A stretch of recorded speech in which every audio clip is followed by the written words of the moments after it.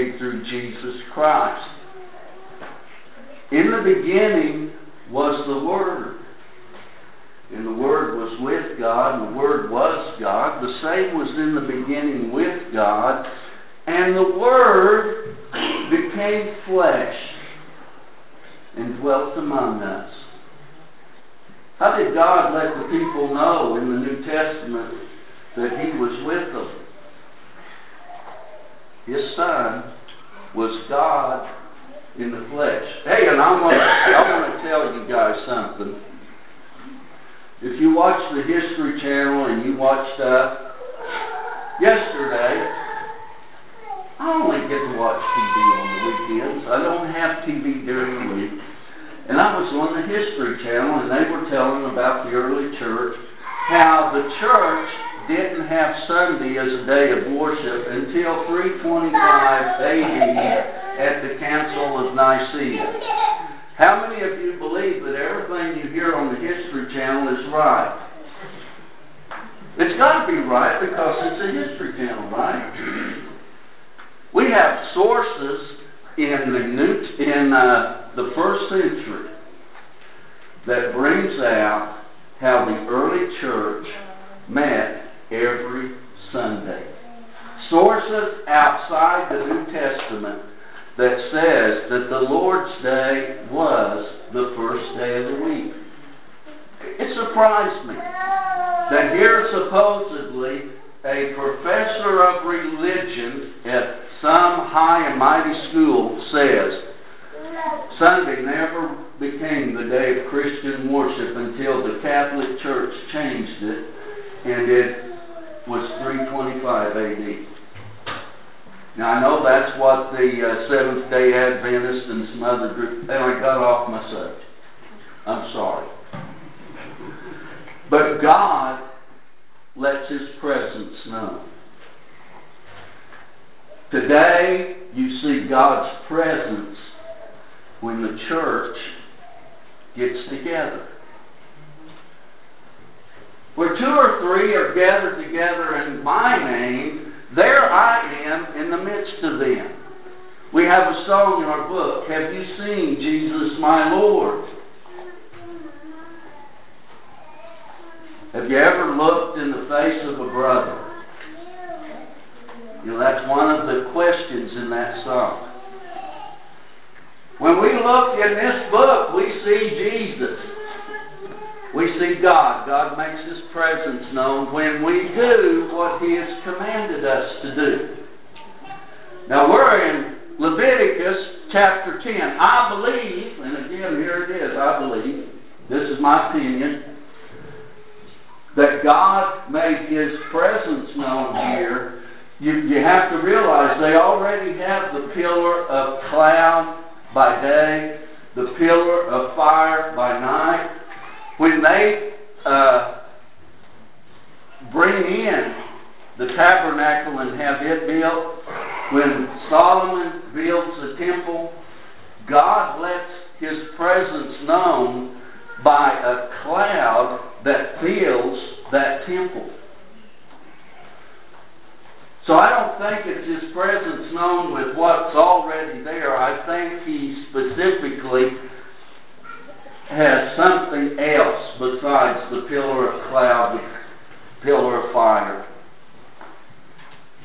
But fire comes out from the presence of the Lord and consumes that offering, that burnt offering.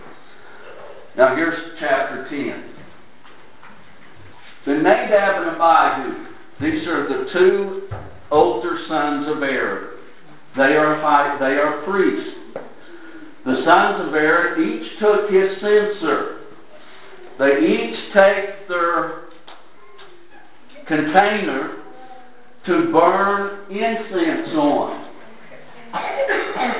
They put fire in it, put incense on it, and offered profane fire before the Lord. And here is the phrase that makes this stick out.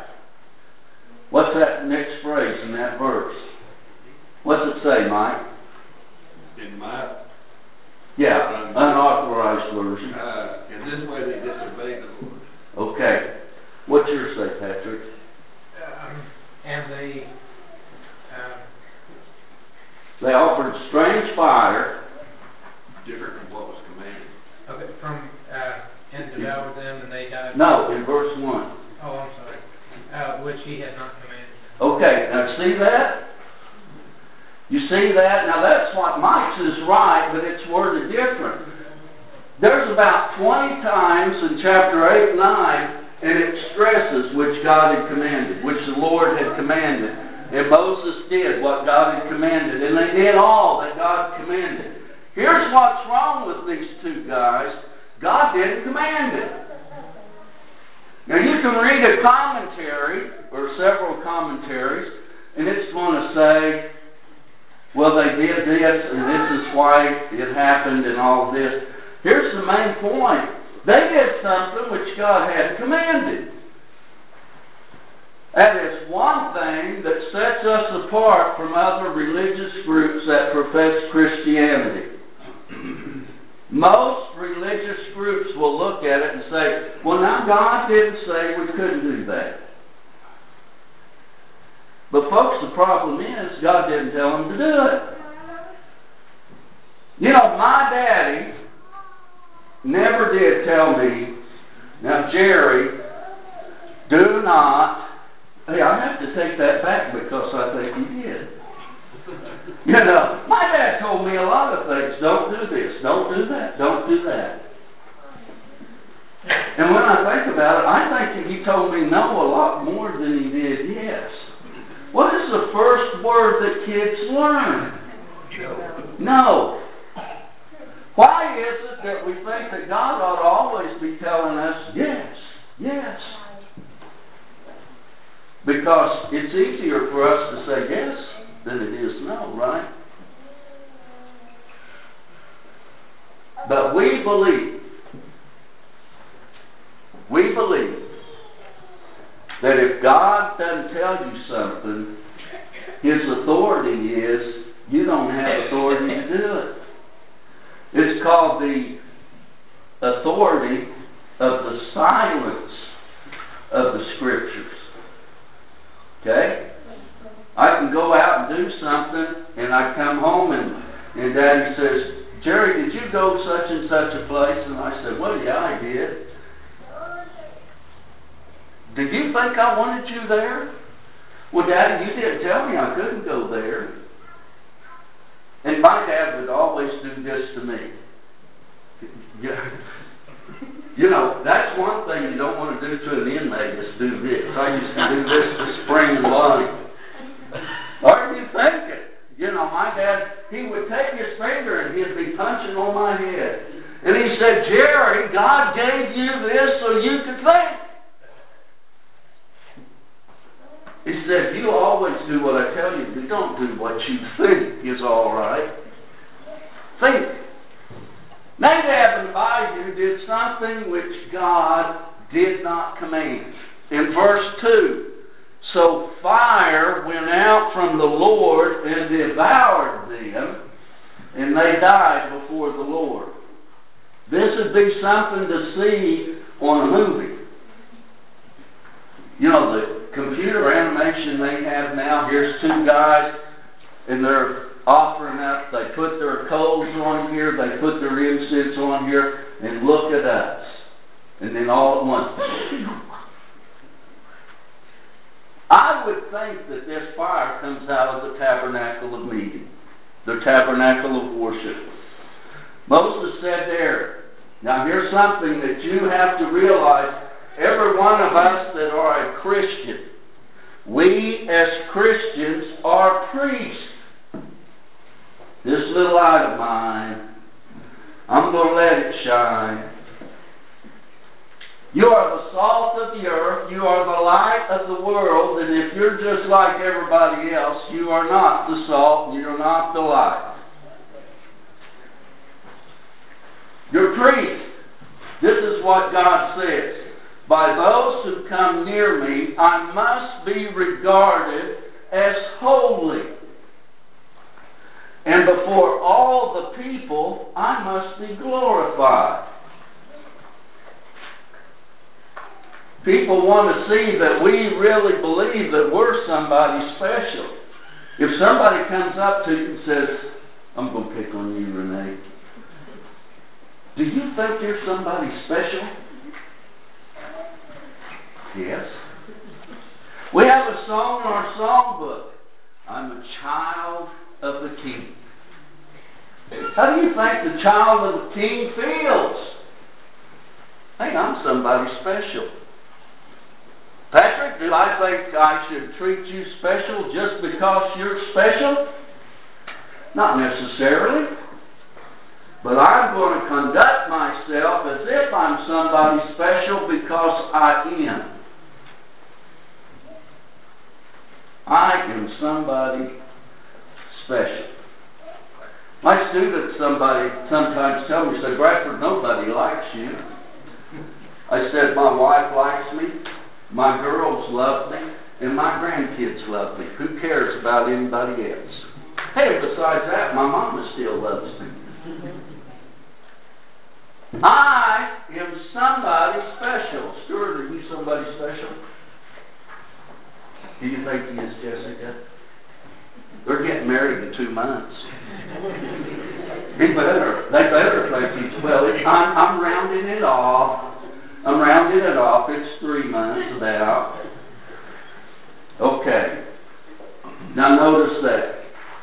Now they're going to carry these guys outside the camp and bury them. Now you have to realize when they had the sin offering, when they had the trespass offering, they carried it outside the camp and offered it.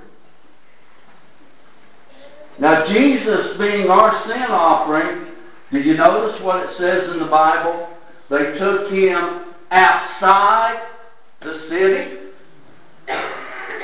He was our sin offering. They do not put him to death in the city. They took him out of the city and crucified him there on that mountain. They take these 2 young men outside and bury them, because they were sinful. Verse 7, they did according to the word of Moses. They obeyed what he was said. Now right here, I believe, is the reason Nadab and Abihu did what they did. Verse 8 and 9. Then the Lord spoke to Aaron, saying, do not drink wine or intoxicating drink, you nor your sons with you, when you go into the tabernacle of meeting, lest you die. It shall be a statute forever throughout your generations. My students and inmates cannot believe that I have never gotten drunk. I've never gotten drunk.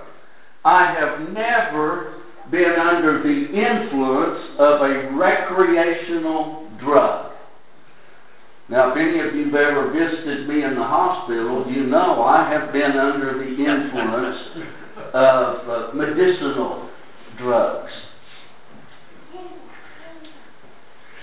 But if you notice alcohol and you look at drugs, when you're under the influence of alcohol, it lowers your inhibitions.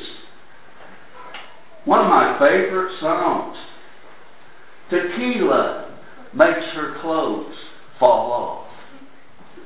And I love that. I'm telling you the truth. I like that song.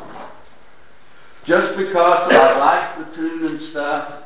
But the message is there. You know, this woman isn't like that, but man, let her get that drink, and the next thing you know, everything is open to the world.